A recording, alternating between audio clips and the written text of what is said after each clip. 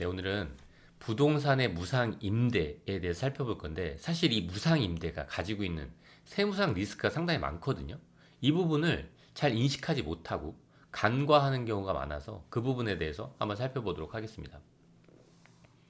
우선 무상임대라는 게 뭔지를 알아야 되겠죠. 그리고 그 무상임대가 부가가치세법상, 소득세법상, 증여세법상 어떤 불이익이 발생할 수 있는지에 대해서 검토하고 그 부분에 대해서 간단히 요약한 다음에 마무리를 하도록 하겠습니다. 우선 무상임대로 볼 수 있는 경우가 어떤 경우가 있을까요? 부모님이 아파트를 가지고 있는 거예요. 그 아파트에 자녀가 돈을 안 내고 거주한다면 이것도 무상임대죠. 이게 각 법률에 따라서 어떻게 적용되는지 한번 보시면 될 것 같고, 그리고 부모님이 원룸을 갖고 있는데 1층이 상가예요. 그럼 그 상가에서 자녀가 무상으로 임대해서 그 상가를 사용하고 있다면 이것도 엄연한 부동산의 무상임대죠. 그리고 부모님께서 토지는 가지고 있는데 건물만 자녀한테 증여하는 경우가 많이 있거든요. 그럼 건물은 자녀가 가지고 있고 토지는 부모님이 갖고 있다면 건물은 토지를 빌려 쓰고 있는 거잖아요. 그럼 토지 소유주한테 임대료를 납부해야 되겠죠. 근데 납부하지 않는다면 그것도 무상사용이라는 거예요. 그리고 만약에 부모님과 공동으로 상가를 보유하고 있는데 자녀가 그 상가의 사업주가 돼서 어떤 식당업이라든지 그 음식점업 같은 걸 한다면 이것도 부동산의 무상임대로 볼 수 있다는 거죠. 왜냐하면 공동소유인데 단독적으로 사용하고 있으니까요. 그리고 마지막으로 나는 개인인데 아무리 내가 대표자인 법인이라고 하더라도 내가 개인으로서 누군가한테 토지를 임대했다면 임대료를 받겠죠. 당연히 법인격한테 토지를 임대했다면 그것도 임대료를 받아야 되거든요.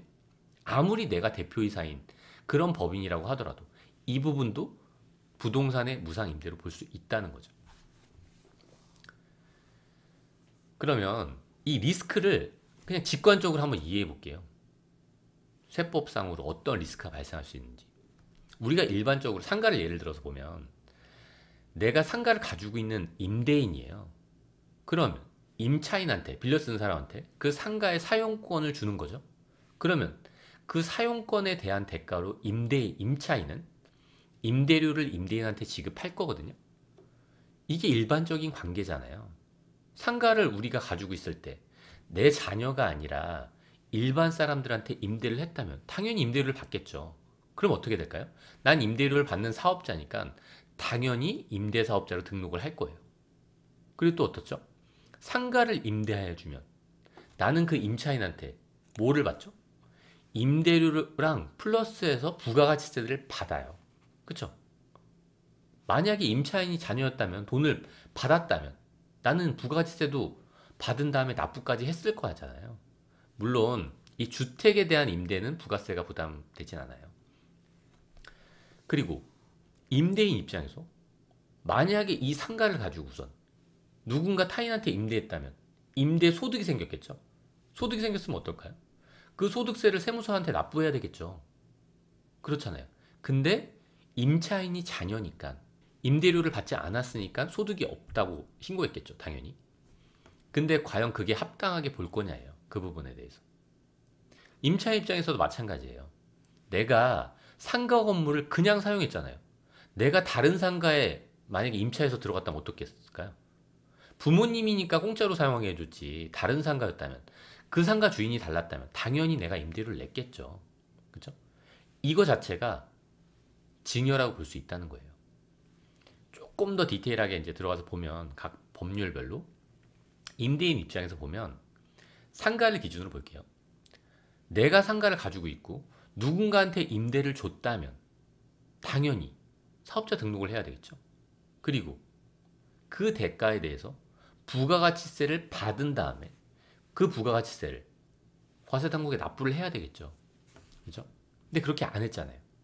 법률에 부가세법상 법률에 어떻게 규정되어 있냐면 일정 기간 동안 렌트프리가 있는 경우가 있거든요. 그때 부가세를 받지 않아요. 왜냐하면 부가가치세법에서 그거를 용역의 공급으로 보지 않고 있거든요. 그러니까 뭐 단어가 좀 어려울 수 있는데 용역의 공급, 그러니까 용역의 공급으로 부가가치세법상 본다는 건 부가가치세를 과세해서 징수하겠다는 거예요. 근데 규정이 이렇게 나와 있죠. 사업자가 특수관계인한테 부동산 임대 용역을 제공하면 이거는 용역의 공급으로 본다는 거예요. 이게 무슨 말일까요? 부가가치세를 징수하라는 거예요. 그렇죠? 이 사람이 받든 받지 않았든 그건 무관하다는 거죠. 근데 안 받았죠. 당연히 그래도 그 시가만큼 부가가치세를 징수해서 납부해야 된다는 거예요. 근데 또 뭐도 안 했죠? 사업자 등록도 안 했죠. 다른 사업장이 있다고 하더라도 마찬가지예요. 추가되는 사업장에 대해서 사업자 등록이 필요하잖아요. 근데 사업자 등록을 안 했죠. 그럼 우리가 정상적으로 임차인한테 임대했다면 사업자 등록을 했을 거거든요. 그걸 의무를 이행하지 않았잖아요. 그렇죠? 그렇게 되면 부가가치세법에서는 어떤 걸 규정하고 있냐면 그런 의무를 불이행했을 때 가산세가 있다는 거죠. 나는 사업자 등록을 했나요? 그 사업장에 대해서 사업자 등록을 안 했잖아요. 그러면 사업자 등록을 안 한 기간 동안 전체 공급가액의 1%를 가산세로 내는 거예요. 그리고 또 뭐가 있죠? 난 부가가치세를 받은 다음에 징수해서 국세청에 납부해야 돼요. 그럼 우리가 부가세를 부과할 때 어떻게 해야 될까요? 세금 계산서를 발급해야 되거든요. 일반 과세자라면 당연히 일반 과세자일 거고 상가니까 세금 계산서를 발행한 다음에 부가가치세를 징수해야 되는데 세금 계산서 발행을 안 했어요. 그럼 발행 안 한 금액에 대해서 2% 가산세를 또 내야 돼요. 그렇죠? 그리고 난 부가가치세를 받아서 납부했나요? 납부하지 않았잖아요. 납부하지 않았잖아요. 원래 시가대로 받아서 그걸 납부해야 되거든요. 부가세가 얼마죠? 내가 받는 총 금액의 10%를 부가세로 납부해야 되는데 안 했잖아요. 그거는 당연히 납부해야 되는 거고 거기에 가산해서 납부해야 될 세액의 20%만큼을 가산세로 추가 납부해야 된다는 거고 당연히 그 납부 시점부터 내가 결과적으로 5년 뒤에 발견했다면 5년치 이자까지 납부를 해야 되겠죠. 그죠? 이게 납부하지 않은 세금이에요. 내가 부가가치세를 원래 1년간 2천만 원에 20% 200만 원을 받을 수 있었어요. 그럼 난 200만 원을 징수한 다음에 국세청에 납부를 했어야 되겠죠. 근데 납부하지 않았잖아요. 그럼 그 200만 원에 1년에 10% 기준으로 5년치 이자가 5년 뒤에 발견된다면 납부를 해야 되겠죠. 그리고 또 어떤 게 있을까요? 임대인 입장에서 만약에 이걸 자녀가 아닌 다른 사람한테 임대했어요. 그럼 소득세 신고 당연히 있겠죠. 근데 자녀니까 임대료도 안 받고 소득세 신고도 안 했잖아요. 이 부분에 대해서 소득세는 어떻게 볼까요? 이런 규정이 있어요. 이게 규정 그대로 갖고긴 했는데 특수관계인하고 거래로 인해서 내 소득이 부당하게 감소되는 걸로 인정되잖아요.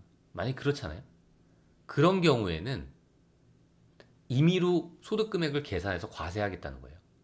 세무서에서. 그럼 그 경우 조세를 부당하게 감소시킨 경우로 볼 수 있는 경우가 뭐가 있을까요? 이렇게 나와 있어요. 규정에 나와 있는 거예요. 98조 규정에. 특수관계인에게 용역을 우리가 부동산 임대를 주는 걸 용역 제공한다 그래요. 재화를 준다고 안 하고 그 용역을 특수관계인한테 무상으로 제공한 경우에는 조세 부담을 부당하게 감소시킨 경우로 보겠다는 거예요. 소득세법에서. 그럼 이게 무슨 의미죠? 아무리 네가 임차료를 받지 않았어도 그 임차료만큼 받은 걸로 보고 그거에 대해서 소득세를 부과하겠다는 거예요. 주의해야 되겠죠. 근데 다만 주택에 대해서는 예외를 뒀어요. 소득세법에서는. 이게 증여세법이랑 약간 다르거든요. 그 부분에 유의를 해야 되는데 소득세법에는 어떻게 하고 있냐면 내가 자녀한테 아파트가 두 채예요. 내가. 근데 한 주택에 자녀 보고 살라고 해줬어요. 이거에 대해서는 봐주겠다 이거예요. 그럼 직계 좀비속이 실제 사용하는 상가는 어떨까요? 문자 그대로 해석해야 돼요. 주택만이에요. 주택만. 직계 비속이 아무리 실제로 상가를 사용한다고 하더라도 제외되지 않아요. 그건 소득세법상 부당이 걸리는 걸로써 소득세가 과세되게 될 거예요. 그렇죠? 그 부분 주의해야 된다는 거예요. 그리고 그럼 소득 금액이 얼마일까요? 부가가치세법상 그 누락한 금액이 얼마일까요, 과연? 그 기준 금액은 시가예요. 그 임대료 시가를 추정해서 그 시가를 기준으로 부가세가 과세될 거고 소득세도 과세될 거예요. 그럼 그 시가가 얼마죠? 근데 제가 지난번에 말씀드렸다시피 상가는 사실 그 시가를 추정하기 어려운 경우가 많거든요. 일단 상가에 초점을 맞춰서 말씀을 드릴게요. 물론 바로 옆에 있는 상가가 있고 완전히 규격화되어 있는 칸칸이 상가가 있다면 옆에 있는 시세를 금방 알 수 있겠죠. 그건 당연히 시가가 우선이고, 만약에 그러한 시가를 추정하기 어렵다, 국세청에서 그렇게 판단했다면 그 금액은 이렇게 추정한다는 거예요. 그 자산의 시가에다 50%를 곱한 다음에 거기에 1.6%를 곱한 금액을 소득 금액으로 보겠다는 거예요. 물론 사실 이 금액이 크진 않아요. 그래서 10억 기준으로 계산해 보면, 10억을 넣어서 계산해 보면 800만 원밖에 안 되긴 하지만 소득세 신고가 문제가 어떤 게 있죠?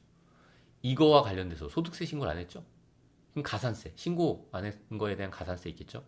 납부 안 한 거에 대한 가산세 있겠죠? 한계 세율만큼 이 소득에 대해서 적용받겠죠? 만약에 42%라면 소득 금액을 기준으로 그 세율이 적용받게 될 거예요. 금액이 작진 않겠죠. 이거는 중복돼서 과세되는 거예요. 부가세 따로, 소득세 따로. 이번에 이제 증여세에 대해서 볼게요. 임차 입장에서, 자녀 입장에서 어떨까요? 그 상가를 무료로 사용했잖아요. 혜택을 받잖아요. 그쵸? 그럼 증여세가 부과된다는 거예요. 부과될까요? 부과된다는 거예요. 어떤 기준으로 부과할까요? 이게 증여세법에 나온 규정이에요. 제가 될 수 있으면 이 규정을 그대로 가져오는 이유가 제 임의대로 해석하는 게 아니라는 거예요. 규정에 이렇게 나와 있고 실제로 이렇게 과세가 된다니까요. 그 과세되는 내역을 보면 증여세법에 나온 거예요. 타인의 부동산을 무상으로 사용함에 따라 이익을 얻은 경우에는 그 무상 사용을 개시한 날, 처음에 무상 사용을 시작한 날을, 그 날을 증여일로 봐서 그 이익에 상당하는 금액을 부동산 무상 사용자, 그러니까 결국 그걸 사용하는 사람의 증여재산으로 보겠다는 거예요. 증여받은 걸로 보겠다는 거예요. 얼마를 보겠다는 건가요? 이게 증여세법에 나와 있는 규정이에요. 시행령이. 그 부동산 가액에다가 2%를 곱해요. 그리고 3.7908. 이걸 연금평가계수라고 하는데 어쨌든 이걸 곱해서 그 가액을 추정한다는 거죠. 그래서 제가 만약에 그 상가의 시가가 15억일 때 어떨까요? 그럴 때를 제가 이 기준으로 계산해 봤어요. 그랬더니만 증여재산가액은 1억 1,400이에요. 작지 않은 증여재산가액이죠. 그죠? 이렇게 발생할 수 있다는 거예요. 근데 물론 이거는 사실 너무 많은 부분을 포괄하고 있어요. 타인의 부동산을 무상 사용하고 있다는 거는 엄청나게 많은 부분이거든요. 그래서 과세 최저한이 있어요. 1억 미만은 제외예요. 이걸 계산해 봤더니만 1억이 안 돼. 그러면 증여세를 부과하진 않아요. 그렇다고 하더라도 시가가 15억인 상가, 그거는 증여재산가액 충분히 나올 수 있다는 거죠. 그래서 제가 이 마지노선 금액을 적어 놓은 거예요. 이 금액 이하는 과세되지 않는다는 거예요. 근데 이게 소득세법이랑 차이점이 하나 있어요. 이게 어떤 차이점이냐면 그 부동산의 소유자와 함께 거주하는 주택과 이거는 제외한대요. 그러니까 만약에 내가 부모님이에요. 부모님인데 내가 100억짜리 주택에 살고 있어요. 근데 자녀가 같이 거주하고 있죠. 이거는 그 자녀가 분명히 금수저로서 혜택을 보고 있는 건 맞지만 증여재산으로 보지 않겠다는 거예요. 그 자녀가 누린 혜택은. 근데 이게 어떤 의미냐면 소득세법이랑 다른 거예요. 만약에 그 자녀한테 제2 롯데월드에 있는 그 주택을, 100억짜리 주택을 내가 산 다음에 거기에 무상으로 살게 해준 거예요. 그럼 증여세가 과세될까요?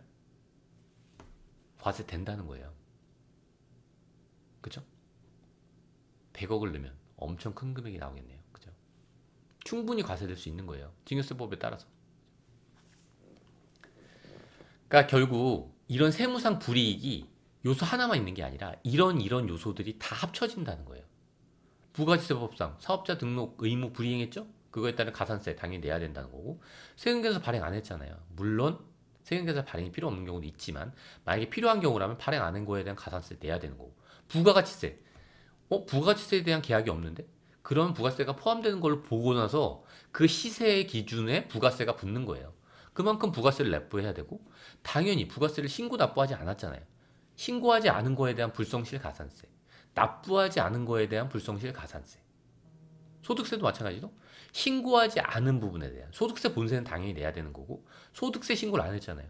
불성실의 가산세, 납부를 안 했잖아요. 그거에 대한 가산세 당연히 플러스 된다는 거예요. 그리고 이 용역을 무상 제공 받은 수중이 입장에서는, 자녀 입장에서는 그거 자체가 증여로 볼 수 있다는 거예요. 그럼 과연 과세 당국이 몰라서 과세하지 않는 거냐? 그렇지 않다는 거죠. 상가를 예를 들어보면 그 상가 건물의 소유자가 아버지예요. 근데 그 상가를 기준으로 자녀가 사업자 등록을 하거든요. 그러면 교차로 확인할 수 있겠죠. 상가는 그렇게 파악할 수 있을 거고, 만약에 아버지랑 아들의 주소지가 달라요. 근데 두 주택 다 아버지가 소유하고 있다면 분명히 그 부분도 증여세 과세할 여지가 충분한 거죠. 근데 위에서 살펴본 지금 부가가치세법, 소득세법, 증여세법, 그리고 관련된 가산세 추정하는 거는 좀 이해하기 편하게 단순화시켜서 만들어 놓은 거예요. 그리고 주택과 상가의 부가가치세법상 차이점에 대해서는 기본적으로 이해를 하셔야 돼요. 이 상가라는 거는 상가를 임대할 때는 부가가치세가 과세되거든요. 근데 주택을 임대할 때는 부가가치세가 과세되진 않아요. 그러니까 부가가치세법상 의무자는 아니라는 거죠. 주택을 임대하는 사업자는. 그러니까 그 부분에 대해서 주택과 상가의 차이점을 이해할 필요가 있겠죠. 이 부분에 대해서 결국 내 주위의 사람들이 문제가 없다고 나도 문제 없냐, 그건 아니라는 거예요. 적어도 내가 이런 상황이 있을 때 부가가치세법상, 소득세법상, 증여세법상 만약에 원칙대로 했을 때 얼마나 부담할 수 있는지 그 정도는 알고선 그 위험을 감수해야 되겠죠. 네, 오늘은 여기까지 하도록 하겠습니다.